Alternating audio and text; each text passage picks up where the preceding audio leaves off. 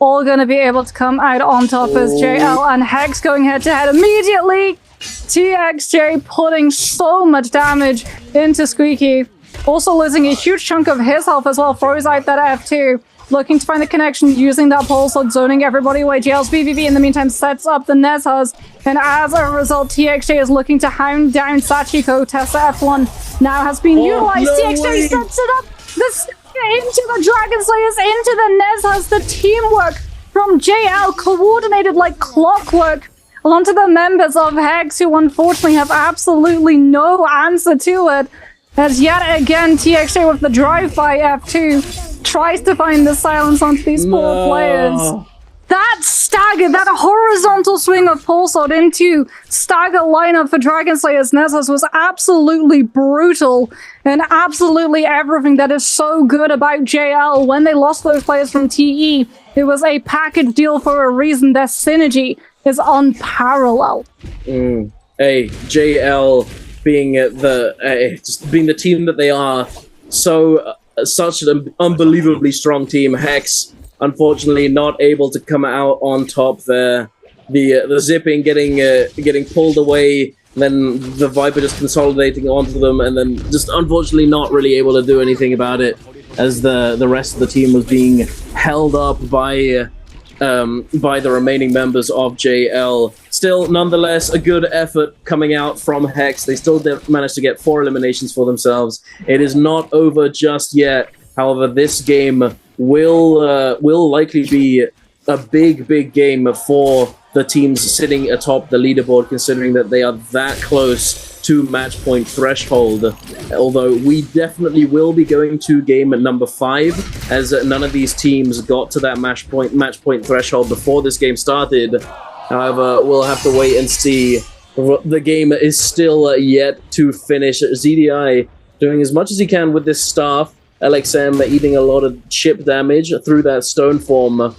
But JDG need to get these soul blooms. GG looking not so good here. CJS does have ultimate available, but I think the play here is for them to die with their buff, try and do as much as they can, and then potentially come back having rebirth close by. Considering that they are at the edge of where the zone is going to be, they might be able to take a fight at the edge of the zone as this team rotates in. But speaking of the zone, we've got OUG and JLA scrapping it out here in the storm. OUG forced to use that Wu Chen teleport to disengage, to resurrect Jun. Looks as though we're going to be going our separate ways, at least for the moment, as JLA are now fighting HD in the storm. Skygaze Cove.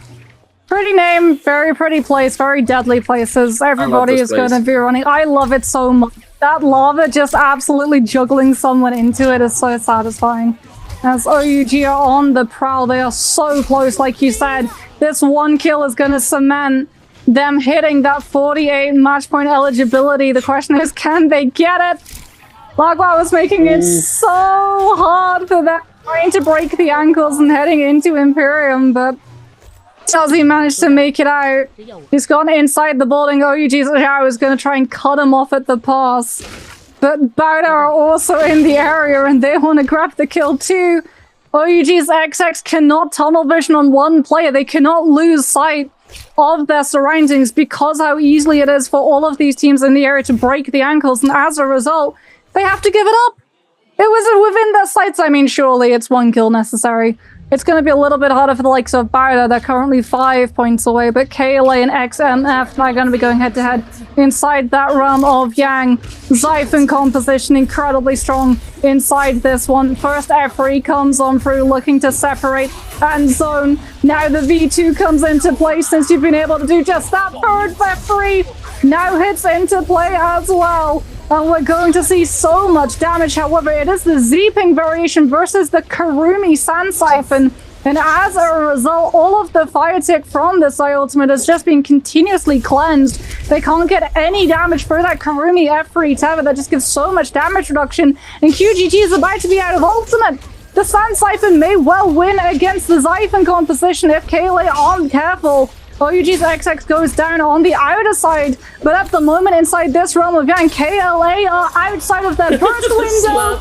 QGG, without any choice, has to go for the slap, buys enough stagger timing to come in with another F3 to set up those dual halberds and the charged RMB. And we will be able to see a couple of kills come through, surely off of the back of that one. QGG able to find the hit necessary. 17S getting the sustain with the Z-Ping F ability. The Scale now coming on through. It's just cleanup now for KLA, but it came incredibly close as Siphon incredibly strong in terms of burst uptime, but very, very weak in terms of neutral once all of the ultimates have been removed.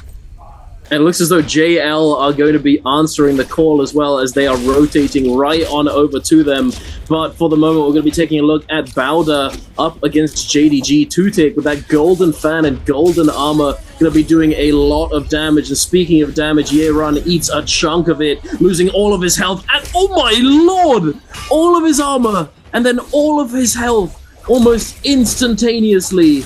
BAODA just had no chance. Although I will say, I think that was a bit of a blunder coming from BAODA to have their Wu Chen positioned in such a way where Wu Chen is typically the one that you want to die the least. You don't want this guy going down, otherwise you don't get to use that teleport if you need it. And it looks as though it's kind of cooked for BAODA. Definitely a blunder on their part. However, Yeran might be picked up here by Jing.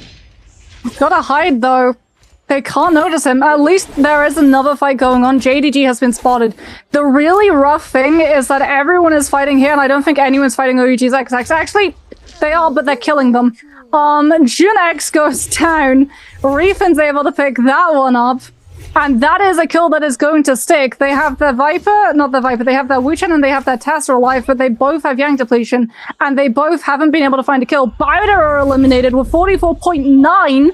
So close to match point eligibility. So close. JDG are 1 point away. OUG.Xx are half a point away, but they only have a minute and 20 seconds. And they don't have any ultimates. They need to hold someone in the zone, I think. They need to try and play for the zone. Yeah, but HD, I don't think are going to fight them. It's the really rough thing because they're worried about getting third-partied. HD have 6 kills. They want to convert that into having as much an impact as possible. JDG, on the meantime, might get taken out when they're 1 point away from match point eligibility. VVV takes down 2-Tick, and now it's just the Yushan who's left trying to live, and we don't know where he is. OUG.Xx and Rico has been back. Huge match. He gets the kill!